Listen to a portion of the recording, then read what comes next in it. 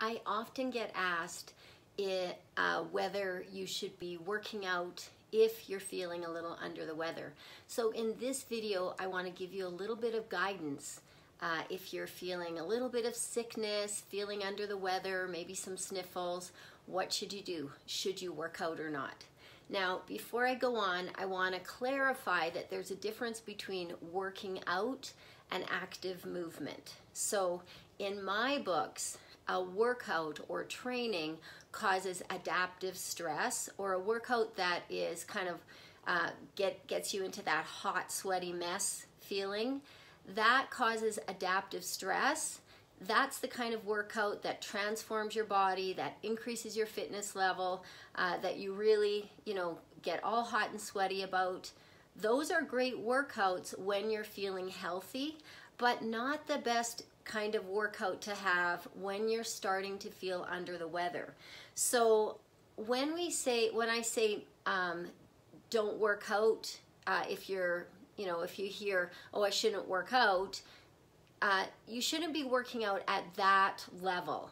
But it doesn't mean that if you're not feeling 100% that you should just go lay on the couch for a week.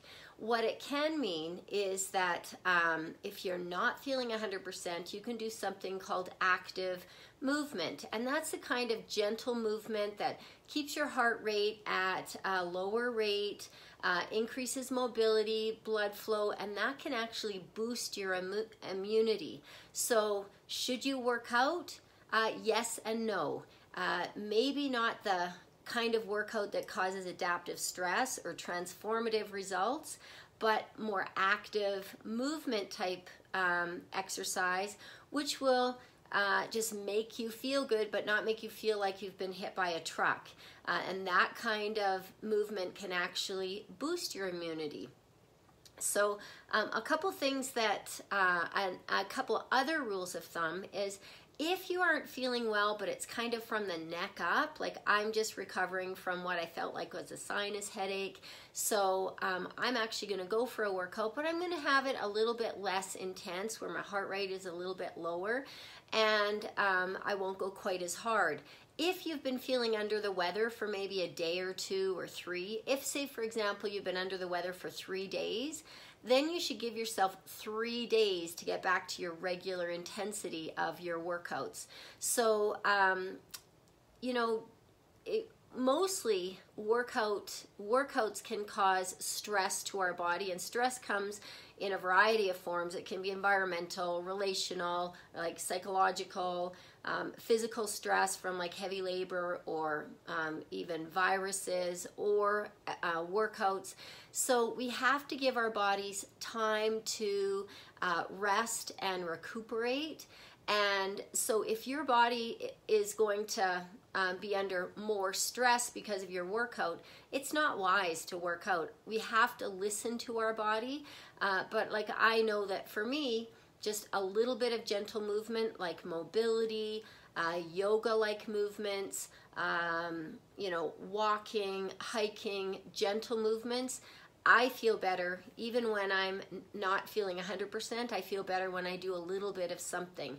If you're feeling horrible from the neck down, fever, aches and pains, maybe digestive issues, those maybe are things that will want you to, or your body's telling you you need to rest more. So if you're feeling feverish and aches and pains all over, that's a good sign that you need to rest and not work out, and maybe not even do those active recovery type movements. Here's some interesting facts regarding immunity, and women, I know you'll get a kick out of this, that estrogen generally enhances immunity, whereas androgens, male hormones, tend to suppress it. So if the man in your life has the man flu or a man cold, there actually is some legitimacy to that. And I know science is starting to show that the man cold is real, and it's just because estrogen does tend to boost immunity. Obviously, poor sleep quality is going to interfere with immune function, so we need to get our rest. And as we age, our immunity, our innate immunity response can break down over time.